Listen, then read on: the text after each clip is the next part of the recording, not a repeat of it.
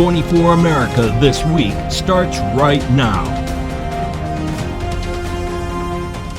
യുക്രൈനിൽ യുദ്ധം അവസാനിക്കുമ്പോൾ ആണവ നിലയങ്ങളിൽ US നിയന്ത്രണം ആവശ്യപ്പെട്ട് ഡൊണാൾഡ് ട്രംപ്. Президент Трамп мене запитав, що ви думаєте про цю станцію? Я йому сказав, що вона працювати, якщо вона не буде українська, працювати вона ні на кого не буде. Це незаконно. Вона...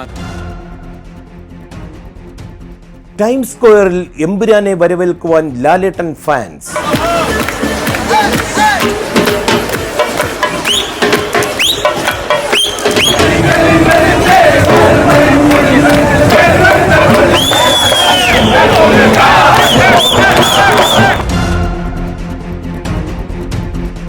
അതിർത്തിയിൽ പരിശോധന കർശനമാക്കി US immigration. So these are other people's plates. Maybe most of them, 2 or 3 might be mine. These are all registered to you? Maybe, I don't know. What do you mean you don't know? I forgot already. പ്രകൃതി സംരക്ഷണ മുദ്രാവാക്യവുമായി 24 Sea to Sky. It's that time of the year where Sea to Sky volunteers come together to make a positive impact on the environment. This is the 4th year and we've been having an overwhelming response for all these last 3 years. ലഹരിക്കെതിരെ ജനകീയ പ്രതിരോധ യാത്രയുമായി 24 chief editor R. Sreekandan Nair. Keralam നേരിടുന്ന ഈ ഒരു അപകടകരമായ ഈ സാഹചര്യം കടന്നുപോകാൻ നമുക്ക് ഒന്നിച്ചു പോകണം. ഇതൊരു വലിയ പ്രശ്നമാണ്. നമ്മുടെ നാശത്തിലേക്കുള്ള നമ്മുടെ യാത്ര നമ്മൾ തുടങ്ങിക്കഴിഞ്ഞു. അപ്പോൾ നമുക്ക് ചില മാറ്റങ്ങൾ എത്രയും പെട്ടെന്ന് കൊണ്ടുവന്നേ പറ്റൂ. 24 America This Week, here now. Ukraine യുദ്ധത്തിന്റെ ആരംഭം മുതൽ റഷ്യ നോട്ടമിട്ടത് സാപ്പോറിഷ്യ ന്യൂക്ലിയർ പവർ പ്ലാന്റ് ആയിരുന്നു. പലപ്പോഴും ലോകത്തെ ആശങ്കയുടെ മുൾമുനയിൽ നിർത്തിയതും തുടർച്ചയായ റഷ്യയുടെ ഈ ആണവ നിലയം ലക്ഷ്യമാക്കിയുള്ള മിസൈൽ ഡ്രോൺ ആക്രമണങ്ങൾ ആയിരുന്നു. യുക്രൈൻ യുദ്ധം അവസാനിപ്പിക്കുവാൻ മുന്നിട്ടിറങ്ങിയിരിക്കുന്ന US പ്രസിഡന്റ് ഡൊണാൾഡ് ട്രംപ് പുതിയൊരു ഡിമാൻഡ് മുന്നോട്ട് വെച്ചിരിക്കുകയാണ്. സാപ്പോറിഷ്യ ഉൾപ്പെടെയുള്ള യുക്രൈന്റെ ആണവ നിലയങ്ങളുടെ നിയന്ത്രണം US-ന് നൽകണമെന്നാണ് ഡൊണാൾഡ് ട്രംപിന്റെ ഡിമാൻഡ്. ന്യൂയോർക്കിൽ നിന്ന് ലിസ് പൗലോസ് തയ്യാറാക്കിയ report. A shocking revelation from the White House has sparked intense interest. Yesterday's phone call between Presidents Trump and Zelensky discussed a potential game changer, US ownership of Ukraine's nuclear power plants. However, Ukrainian President Zelensky later clarified that the suggestion only applied to the Russian-held Zaporizhzhia facility. Президент Трамп мене запитав, що ви думаєте про цю станцію? Я йому сказав, що вона працювати, якщо вона не буде українська, працювати вона ні на кого не буде. Це незаконно. The Zaporizhzhia nuclear power plant, located in southern Ukraine, is the largest in Europe. Russian forces seized it shortly after launching their February 2022 full-scale invasion and have occupied it ever since, alongside most of the Zaporizhzhia region. Despite this, the facility still requires a constant electricity supply to cool one of its reactors, which is in a state of hot conservation, meaning it is not fully offline. Absolutely, you summed it up. Claim and counterclaim. I mean, the Russians say the Ukrainians did it. It was a Ukrainian drone strike on the cooling tower of the power plant. The Ukrainians say absolutely not. These suggestions by Russia are a provocation, that it was Russia that lit a fire in the cooling tower. US State Secretary Marco Rubio emphasized that American ownership would provide the best protection for Ukraine's energy infrastructure. With the ongoing conflict between Russia and Ukraine, this development has significant implications for the region's energy stability. Reporting the facts, respecting the truth. This is Liz Paulo signing off from New York, 24 USA. American അതിർത്തികളിൽ അഗ്രസീവായി നീങ്ങുകയാണ് US immigration ഓഫീസർമാർ. Visa ഉള്ളവർക്ക് പോലും ചെറിയ വിഷയങ്ങൾക്ക് വലിയ ചോദ്യങ്ങൾ. Report by Jain Joseph. Immigration officers are employing more aggressive questioning tactics with immigrants and tourists trying to enter the country, scrutinizing their visas and more frequently detaining them. This is a sharp break from past practice, said lawyers and former immigration officials. So these are other people's plates. Maybe most of them, 2 or 3 might be mine. These are all We sell registered them. to you? Maybe, I don't know. What do you mean you don't know? I forgot already. In a string of recent cases, border authorities have detained US tourists and work visa holders for lengthy periods for seemingly minor issues with their cases. Immigrants with visa issues often had been required to come back with additional paperwork to resolve their cases or else put into a deportation proceedings. Generally, it is rare that border authorities have detained people with visa issues long term, especially those with relatively minor violations. We have to facilitate the regular trade and travel while we look for that needle in the haystack. Who's that smuggler? Who's that terrorist? Who's the one that wants to, be part of that group that wants to, cause harm to our country? The move comes after an executive order which President Trump issued on his first day in the office called on immigration officials to apply extreme vetting measures to visa and green card applicants, including immigrants re-entering the country. This is J.N. Joseph, 24 USA. ഇനി മക്ഡൊണാൾഡ്സിൽ നിന്ന് French fries കഴിക്കുമ്പോൾ മറക്കണ്ട, അവിടെ എത്തുന്ന പച്ചക്കറികളിൽ ഏറെയും ശതകോടീശ്വരൻ bill ഗേറ്റ്സിൻ്റെ കാർഷിക ഉൽപ്പന്നങ്ങളാണെന്ന്. അമേരിക്കയിൽ വലിയ തോതിൽ കൃഷിയിടങ്ങളിൽ നിക്ഷേപിക്കുന്ന ബിൽ ഗേറ്റ്സിൻ്റെ കാർഷിക വിശേഷങ്ങളുമായി എത്തുകയാണ് ലോസ് ആഞ്ചലസിൽ നിന്ന് കവിത രാജ്. മക്ഡൊണാൾഡ്സിൽ നിന്നും നമ്മൾ വാങ്ങുന്ന ഫ്രഞ്ച് ഫ്രൈസിന്റെ വിളനിലം ബിൽ ഗേറ്റ്സിന്റെ കൃഷിഭൂമിയാണെന്ന് എത്ര പേർക്കറിയാം? സാങ്കേതിക വിദ്യയുമായുള്ള ബന്ധത്തിനപ്പുറം ബിൽ ഗേറ്റ്സ് ഇന്ന് അമേരിക്കയിലെ ഏറ്റവും വലിയ സ്വകാര്യ കാർഷിക ഭൂവുടമയാണ്. കഴിഞ്ഞ ഒരു ദശാബ്ദത്തിനുള്ളിൽ ഗേറ്റ്സും മുൻ ഭാര്യ മെലിൻഡയും ചേർന്ന് 2,69,000 ഏക്കർ കാർഷിക ഭൂമിയാണ് സ്വന്തമാക്കിയത്. വാഷിംഗ്ടണിലുള്ള കിർക്ക്ലാൻഡ് ആസ്ഥാനമായി പ്രവർത്തിക്കുന്ന അവരുടെ കാസ്കേഡ് ഇൻവെസ്റ്റ്മെന്റ് എന്ന ഇൻവെസ്റ്റ്മെന്റ് ഗ്രൂപ്പിലൂടെയാണ് ഇത് സാധ്യമാക്കിയത്. Would you like fries with that? Would you like fries with that? Would you like fries with that? Hey, would you like flies with that?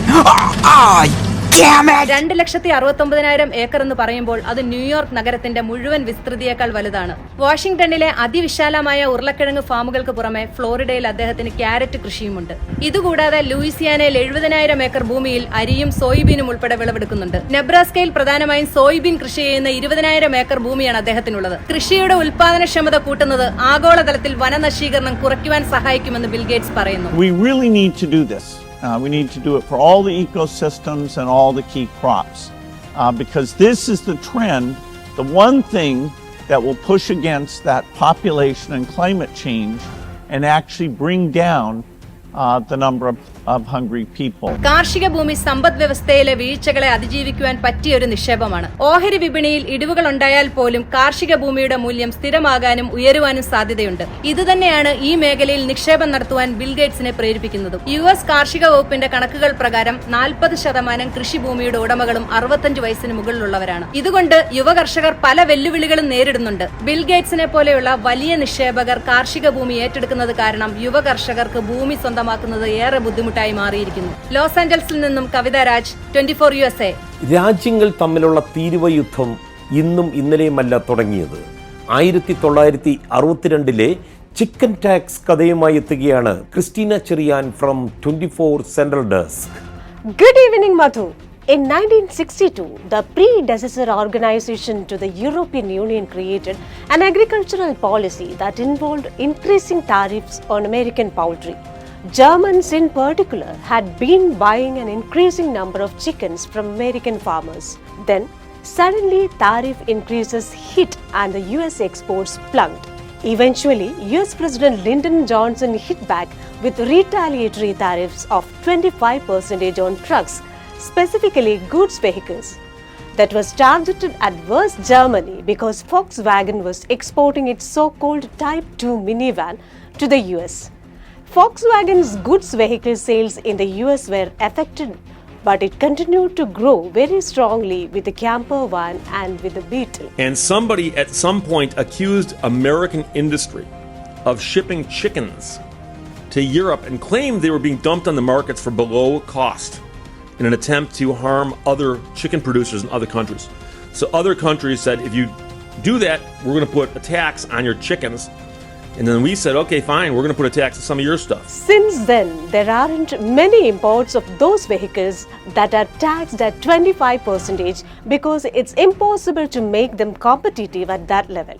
You don't get trucks imported to the US. They are all essentially made in America with very few exceptions. One lesson from the so-called chicken tax is that it does work in a sense. It has kept production of pickups in the US, but it hasn't worked in raising any revenue. Whereas 2.5% tariff on passenger cars does raise quite a lot more money because it isn't such a disincentive to pay. Another lesson is just how long-lasting and unpredictable the consequences can be. It ended up essentially protecting Detroit from an influx of Japanese cars more than a decade later. The chief lesson, therefore, is humility in terms of what the consequences of this will be. Potentially, tariffs can become very hard to unwind. Thank you. മോഹൻലാലിന് America പണ്ടേ പ്രിയപ്പെട്ട രാജ്യമാണ്. ലാൽ അമേരിക്കയിൽ എന്ന പേരിൽ ഒരു cinema തന്നെയുണ്ട്. മോഹൻലാലിൻ്റെ പുതിയ സിനിമ എമ്പുരാൻ്റെ വരവ് ഒരു ആഘോഷമാക്കി മാറ്റിയിരിക്കുകയാണ് ടൈംസ് സ്ക്വയറിൽ അമേരിക്കയിലെ ലാൽ ഫാൻസ്. ജോജോ കൊട്ടാരക്കര തയ്യാറാക്കിയ റിപ്പോർട്ടിലേക്ക്.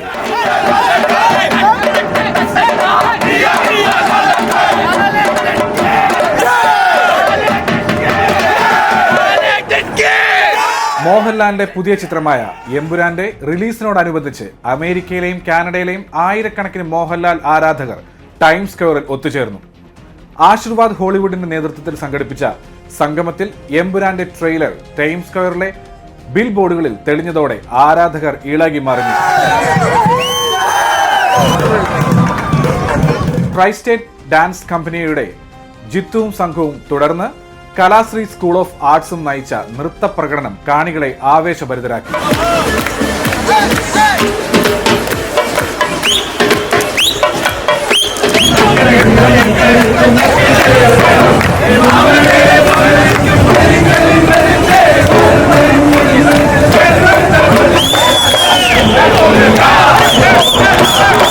ലൂസിഫറിലെ മോഹൻലാലിന്റെ ഐക്കോണിക് ലുക്കിനെ പ്രതിഫലിപ്പിക്കുന്ന വെള്ള ഷർട്ടും വെള്ള മുണ്ടും ധരിച്ചാണ് നൂറുകണക്കിന് ആരാധകർ ടൈംസ് സ്ക്വയറിലെത്തിയത്.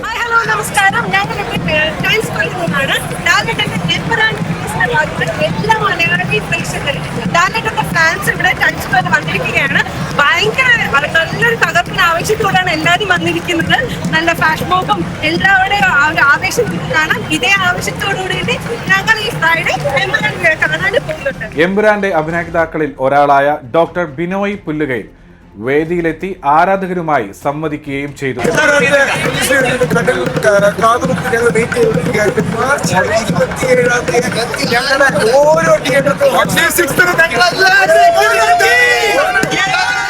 USA എമ്പുരാന്റെ ഷോയുടെ ആദ്യ ടിക്കറ്റ് വിൽപ്പനയും ടൈംസ് സ്ക്വയറിൽ നടന്നു. മാർച്ച് 26 അമേരിക്കയിലെ പ്രധാന തിയേറ്ററുകളിൽ എമ്പുരാൻ റിലീസ് ചെയ്യും.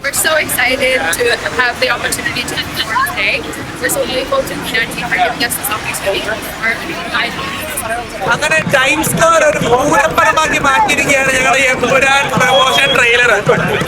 തീർച്ചയായും ഇനി നാട്ടിൽ നമ്മൾ 26-ാം തീയതി ആ സമയത്ത്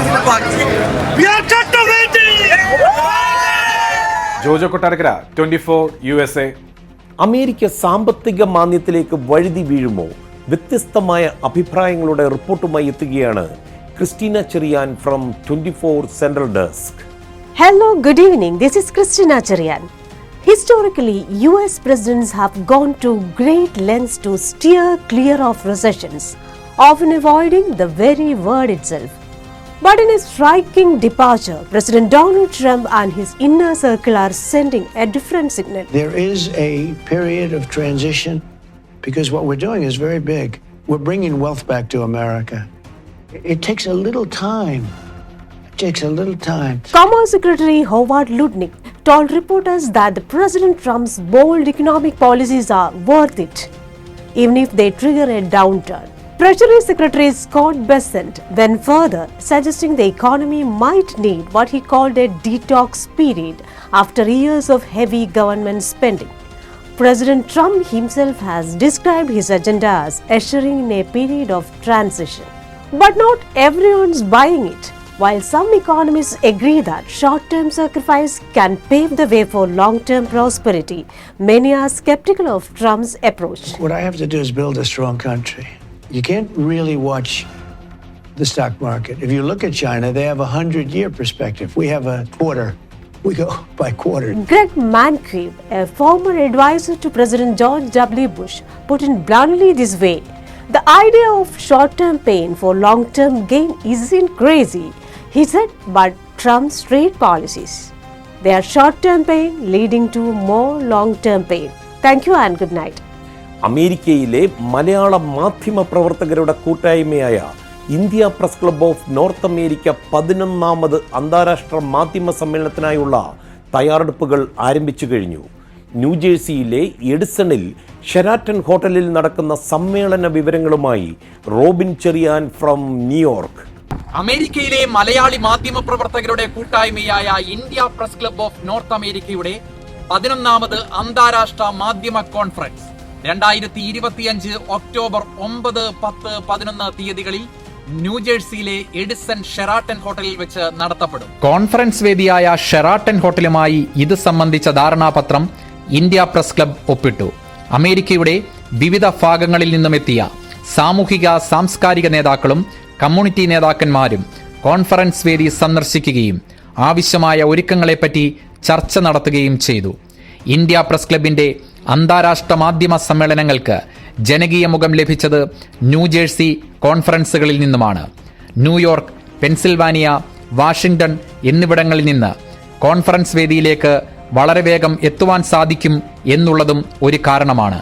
പൊതുജന പങ്കാളിത്തം ഉറപ്പുവരുത്തിയാണ് ഇന്ത്യ പ്രസ് ക്ലബിന്റെ ഓരോ സമ്മേളനങ്ങളും മുന്നേറുന്നത്. 11ാമത് സമ്മേളനം ഇന്ത്യ പ്രസ് ക്ലബിനെ പുതിയ ഉയരങ്ങളിൽ എത്തിക്കുമെന്ന പ്രതീക്ഷയോടെയാണ് പ്രസിഡന്റ് സുനിൽ ട്രൈസ്റ്റാറും ടീമും കോൺഫറൻസിനായുള്ള ഒരുക്കങ്ങൾ ഉറപ്പുവരുത്തുന്നത്. ന്യൂയോർക്കിൽ നിന്നും റോബിൻ ചെറിയാൻ, 24 USA. പ്രകൃതി സംരക്ഷണ മുദ്രാവാക്യവുമായി ലോക ഭൗമദിനത്തിൽ അമേരിക്കയിൽ 24 USA വിപുലമായ പരിപാടികൾ സംഘടിപ്പിക്കും. ന്യൂജേഴ്സിയിലെ സാൻഡി ഹുക്ക് ബീച്ചിൽ ഇതിനോടനുബന്ധിച്ച് ബീച്ച് ക്ലീനപ്പ് ഉണ്ടായിരിക്കുമെന്ന് 24ന്റെ സീ ടു സ്കൈ ന്യൂജേഴ്സി കോർഡിനേറ്റേഴ്സായ സ്വപ്ന രാജേഷ്, വിവേക് അയ്യർ, അശ്വതി ജ്യോതിഷ് എന്നിവർ അറിയിച്ചു. പ്രകൃതിയെ ചേർത്ത് പിടിച്ച് 24 USA യാത്ര ആരംഭിച്ചിട്ട് 4 വർഷം പിന്നിടുകയാണ്. ഇതിനോടകം അമേരിക്കയിലെ പ്രധാന നഗരങ്ങളിൽ 1000-ലധികം വൃക്ഷത്തൈകൾ വിദ്യാർത്ഥികൾ നട്ടുപിടിപ്പിച്ചു. 24 USAയുടെ അഭിമാന പദ്ധതിയായ സീ ടു സ്കൈയുടെ ഭാഗമായി ബീച്ച് ശുദ്ധീകരണവും വിജയകരമായി മുൻ വർഷങ്ങളിൽ നടത്തിയിട്ടുണ്ട്. ഈ വർഷം സീ ടു സ്കൈയുടെ ഭൗമദിന ആഘോഷങ്ങളുടെ ഭാഗമായി അമേരിക്കയുടെ വിവിധ ഭാഗങ്ങളിൽ ഇതിനായുള്ള തയ്യാറെടുപ്പുകൾ ആരംഭിച്ചു കഴിഞ്ഞു. It's that time of the year where Sea to Sky volunteers come together to make a positive impact on the environment. Sea to Sky team is very excited for the 4th annual Earth Day celebrations. This year, the Earth Day theme is It's Our Power, It's Our Planet, emphasizing the importance of renewable energy for a sustainable future. ന്യൂജേഴ്സിയിൽ ഭൗമദിന ആഘോഷങ്ങളുടെ ഭാഗമായി പ്രശസ്തമായ Sandy hook ബീച്ചിൽ ശുദ്ധീകരണ പ്രക്രിയയുടെ ഭാഗമായി കുട്ടികൾ plastic ഉൾപ്പെടെ പ്രകൃതിക്ക് ദോഷമായ വസ്തുക്കൾ മാറ്റും. This is the 4th year and we've been having an overwhelming response for all these last 3 years.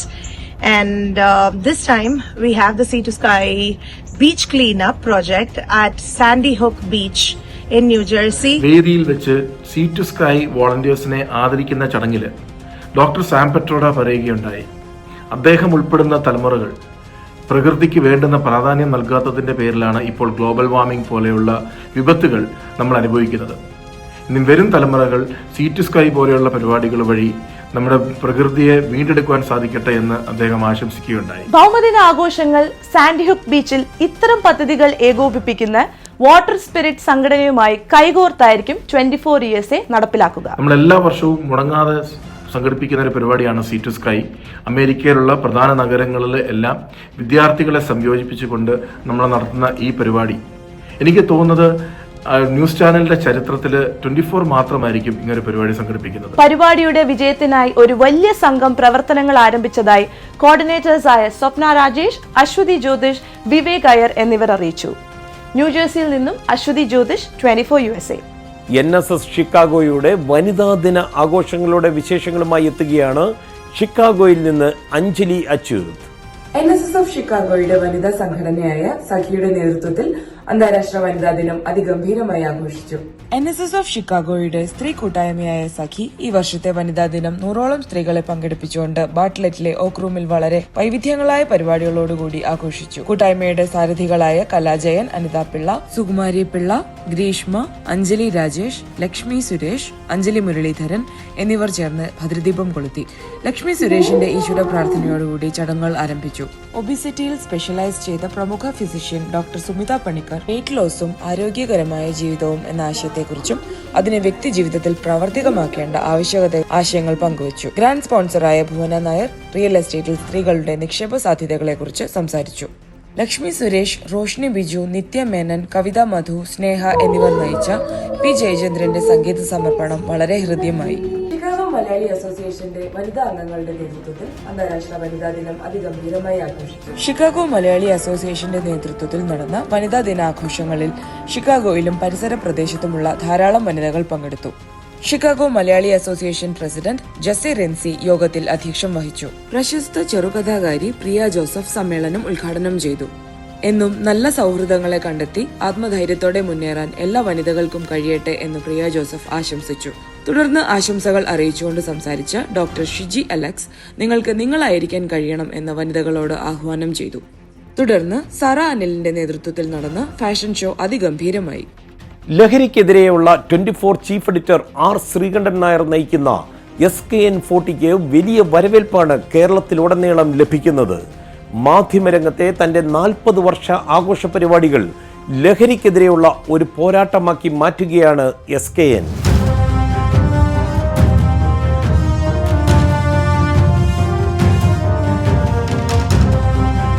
Keralam നേരിടുന്ന ഈ ഒരു അപകടകരമായ ഈ സാഹചര്യം കടന്നുപോകാൻ നമുക്ക് ഒന്നിച്ചു പോകണം. ഇതൊരു വലിയ പ്രശ്നമാണ്. നമ്മുടെ നാശത്തിലേക്കുള്ള നമ്മുടെ യാത്ര നമ്മൾ തുടങ്ങിക്കഴിഞ്ഞു. അപ്പോൾ നമുക്ക് ചില മാറ്റങ്ങൾ എത്രയും പെട്ടെന്ന് കൊണ്ടുവന്നേ പറ്റൂ. മാധ്യമമേഖലയിൽ 40 വർഷം പിന്നിടുന്ന 24 ചീഫ് എഡിറ്റർ ആർ ശ്രീകണ്ഠൻ നായരുടെ യാത്ര SKN40 കേരള യാത്ര അത് പര്യടനം തുടരുകയാണ്. തിരുവനന്തപുരത്തും തുടങ്ങി കാസർഗോഡ് വരെ 14 ജില്ലകളിലായി ഈ യാത്ര പൂർത്തിയാകുമ്പോൾ ലഹരിക്കെതിരെ കൃത്യമായ നടപടികൾ അത് എല്ലാ സമൂഹത്തിന്റെ ഭാഗത്തും ഉണ്ടാകണമെന്ന ഒരു അഭ്യർത്ഥനയും ആഹ്വാനവുമാണ് SKN ഭാഗത്തു നിന്നും ഉണ്ടാവുന്നത്. നിങ്ങളുടെ എല്ലാം സഹകരണം ഉണ്ടാകണം. നമുക്ക് വളരെ കുറച്ച് ദിവസങ്ങൾക്കുള്ളിൽ മാരകമായ വിപത്തിൽ നിന്ന് കേരളത്തെ മോചിപ്പിച്ചെടുക്കണം.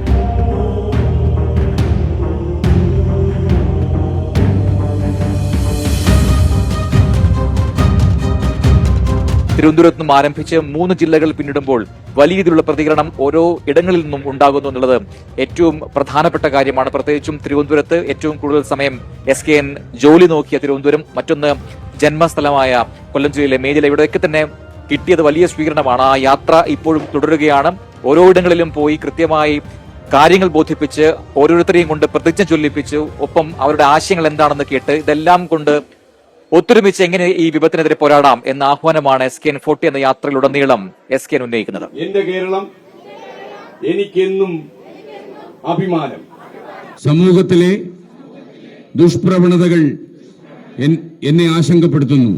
ഇനി ആലപ്പുഴക്കാരി കവിതയുടെ അടുക്കളയിലേക്ക്. ബ്ലണ്ടർ തണ്ടർ വണ്ടർ വിത്ത് കവിത. അതെ, എല്ലാവർക്കും സുഖമല്ലേ?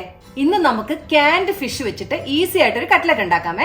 ഇതിനുവേണ്ടി ഞാൻ ഇവിടെ എടുത്തിരിക്കുന്നത് 2 ക്യാൻ ട്യൂണയാണ്. ആദ്യം നമുക്ക് ഈ ട്യൂണ ഒരു സ്ട്രെയിനറിലിട്ട് ഇതിൽ നിന്നുള്ള വെള്ളത്തിൽ നിന്ന് സെപ്പറേറ്റ് ചെയ്തെടുക്കാം. ഞാൻ ഇവിടെ എടുത്തിരിക്കുന്നത് 300 ഗ്രാം ട്യൂണയാണ്. അപ്പൊ അതിനുവേണ്ടി ഞാൻ ഇവിടെ ഒരു വലിയ പൊട്ടാറ്റോ കുക്കറിലിട്ട് പുഴുങ്ങി എടുത്ത് വെച്ചിട്ടുണ്ട് കേട്ടോ. ഈ പുഴുങ്ങിയ പൊട്ടാറ്റോ നമുക്ക് തൊലി കളഞ്ഞിട്ട് ഇതൊന്ന് ഗ്രേറ്റ് ചെയ്തോ പൊടിച്ചോ എടുക്കാം. ഞാൻ ഇവിടെ ഗ്രേറ്റ് ചെയ്തെടുക്കാൻ പോണേ. ഞാനൊരു പാൻ വെച്ചിട്ട് അതിൽ കുറച്ച് എണ്ണ ഒഴിച്ചു കൊടുത്തിട്ടുണ്ട്. ഞാൻ ഇതിലേക്ക് 1 ടീസ്പൂൺ ചെറുതായിട്ട് അരിഞ്ഞ ഇഞ്ചി ഇട്ട് കൊടുക്കുവാണേ. ഇഞ്ചി ഒന്ന് മൂത്ത് തുടങ്ങിയിട്ടുണ്ട്. അപ്പൊ ഞാൻ ഇതിലേക്ക് 1 ടീസ്പൂൺ പൊടിയായിട്ട് അരിഞ്ഞ വെളുത്തുള്ളി ചേർത്ത് കൊടുക്കുവാണേ. ഇതിലേക്ക് ഇനി ചെറുതായിട്ട് അരിഞ്ഞ 2 പച്ചമുളക് ചേർത്ത് കൊടുക്കുവാണേ. ഇതെല്ലാം ഒന്ന് മൂത്ത് വന്നിട്ടുണ്ട്. ഇനി ഇതിലേക്ക് ഞാൻ ഒരു മീഡിയം സൈസ് സവാള ചെറുതായിട്ട് അരിഞ്ഞത് ഇട്ട് കൊടുക്കുവാണേ. ഇതിലേക്ക് ഞാൻ ഇപ്പൊ കുറച്ച് ഉപ്പ് ചേർത്ത് കൊടുക്കുവാണേ. ക്യാൻഡ് ഫിഷ് ആയതുകൊണ്ട് അതിൽ ഉപ്പ് ഉണ്ടാവും, അതുകൊണ്ട് നോക്കിയിട്ട് വേണം പിന്നീട് ചേർത്ത് കൊടുക്കാൻ. ഉള്ളി ഒന്ന് വഴന്നു വന്നിട്ടുണ്ട്. ഇതിലേക്ക് ഞാൻ 1/2 ടീസ്പൂൺ മഞ്ഞൾപ്പൊടി, 1/2 ടീസ്പൂൺ കുരുമുളക് പൊടി, 1/4 ടീസ്പൂൺ ക്രഷ്ഡ് ചില്ലി ഇട്ട് കൊടുക്കുവാണേ. പൊടികളെല്ലാം നന്നായിട്ടൊന്ന് മൂത്ത് വരട്ടെ. നമുക്കിനി ഇതിലേക്ക് സ്ട്രെയിൻ ചെയ്ത് വെച്ചിരിക്കുന്ന ട്യൂണ ഇട്ട് കൊടുക്കാം. ഈ ട്യൂണ ഞാനൊന്ന് പൊടിച്ച് ചേർത്ത് കൊടുക്കുവാണ് ഇതിലേക്ക്. ഇനി ഇതിലേക്ക് ഒരു 1/2 നാരങ്ങയുടെ നീര് ചേർത്ത് കൊടുക്കാം. ഇനി ഇതിലേക്ക് ചെറുതായിട്ട് തന്നെ മല്ലിയില കുറച്ച് ചേർത്ത് കൊടുക്കാം. നമ്മൾ ഗ്രേറ്റ് ചെയ്ത് വെച്ചിരിക്കുന്ന ഉരുളക്കിഴങ്ങും കൂടി ഇതിലേക്ക് ഇട്ട് നന്നായിട്ടൊന്ന് മിക്സ് ചെയ്തെടുക്കാം. ഗ്യാസ് ഓഫ് ചെയ്ത് കേട്ടോ. ഇനി ഇത് തണുത്ത ശേഷം നമുക്ക് കുറച്ചെടുത്ത് ഇഷ്ടപ്പെട്ട ഷേപ്പിലാക്കി മാറ്റാം. ഞാനിങ്ങനെ റൗണ്ട് ഷേപ്പിലാണ് ഉണ്ടാക്കിയെടുത്തേക്കുന്നത്. കട്ട്ലറ്റ് ഒന്ന് മുക്കിയെടുക്കാൻ വേണ്ടി ഞാനൊരു 3 മുട്ടയുടെ വെള്ളം ഒരു ബൗളിൽ എടുത്ത് വെച്ചിട്ടുണ്ട്. കട്ട്ലറ്റ് ഒന്ന് കോട്ട് ചെയ്തെടുക്കാനുള്ള ബ്രെഡ് ക്രംസ് ഞാനൊരു പ്ലേറ്റിൽ എടുത്ത് വെച്ചിട്ടുണ്ട്.